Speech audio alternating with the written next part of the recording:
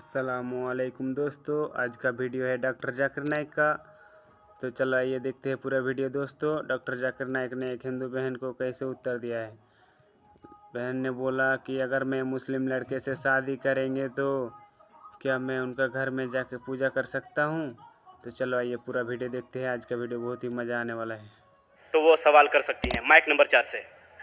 Hello doctor साहब, मेरा नाम है रुमा गुप्ता और मैं ग्रेजुएट कर चुकी हूँ।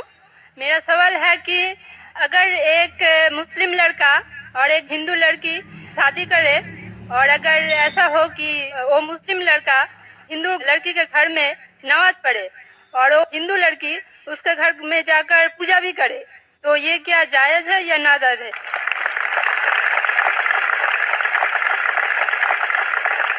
बहन का अच्छा सवाल है कि अगर एक मुसलमान लड़का हिंदू लड़की से शादी करता है तो क्या वो मुसलमान लड़का हिंदू के घर में जाके नमाज पढ़ सकता है, और क्या वो लड़की मुसलमान के घर में पूजा कर सकती है? नहीं। सबसे पहले कुछ शराइत है हर चीज के।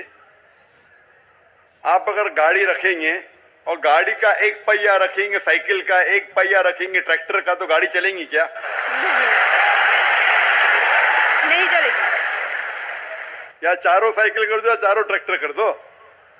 इसीलिए कुरान की आयत सूरह बकरा की सूरा नंबर 2 आयत नंबर 221 में अल्लाह ताला फरमाते हैं कि आप मुशरिका से शादी नहीं कर सकते जब तक वो ईमान न लाए। मतलब जो गैर मुस्लिम है और शिर्क कर रही है उससे आप शादी नहीं कर सकते जब तक वो ईमान ना लाए। और एक ईमान लाने वाली औरत चाहे कितनी भी बदसूरत हो, वो एक मुशरिका से बेहतर है। और आगे आयत कहती है कि लड़कियां मुशरिक लड़के से शादी नहीं कर सकती जब तक वो ईमान ना लाए।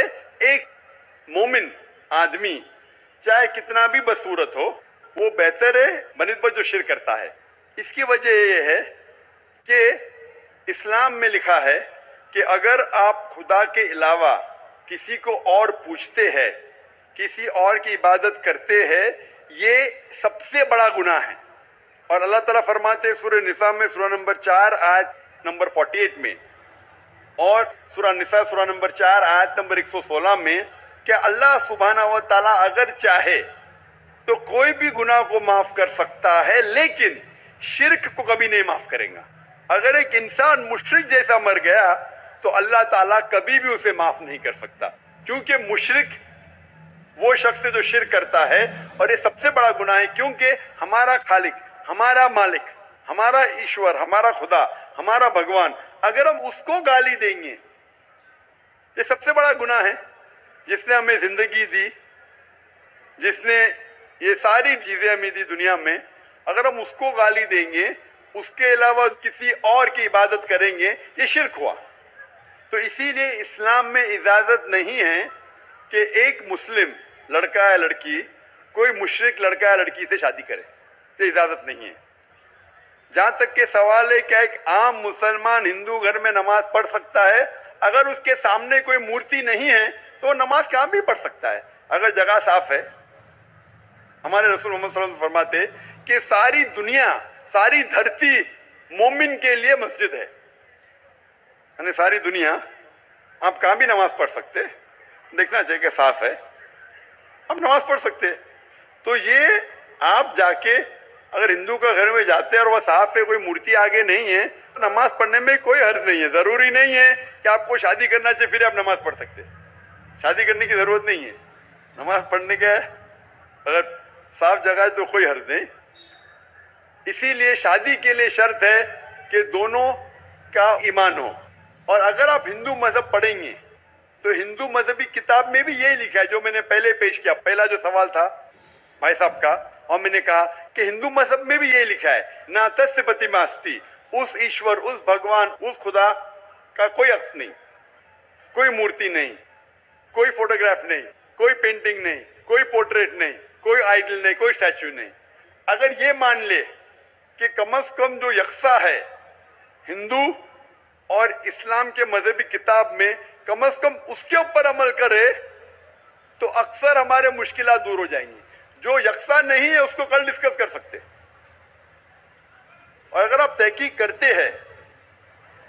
करते हिंदू मजहब की किताब पढ़ते और इस्लाम मजहब की किताब पढ़ते, दोनों में लिखा है खुदा एक है, दोनों में लिखा है खुदा का कोई अक्स नहीं है, दोनों में लिखा है कि खुदा का कोई बुत नहीं है, दोनों में लिखा है कि खुदा के अलावा किसी और की इबादत नहीं करना चाहिए, दोनों में लिखा है कि आखिरी पैगंबर मोहम्मद सल्लल्लाहु अलैहि वसल्लम में, दोनों में लिखा है कि शराब नहीं पीना चाहिए। मैं हवाले दे सकता हूँ और मैं तकरीर एक दिया हूँ, similarities between Islam and Hinduism, इस्लाम और हिंदुइज्म में यकसानियत, दोनों किताब में आप अगर पढ़ेंगे कुरान मजीद में सूरह माइदा सूरह 5 आयत नंबर 90 में लिखा है कि शराब पीना हराम है। अब Manusmriti chapter number 9 verse number 225 पढ़ेंगे, उसमें लिखा है शराब पीना हराम है।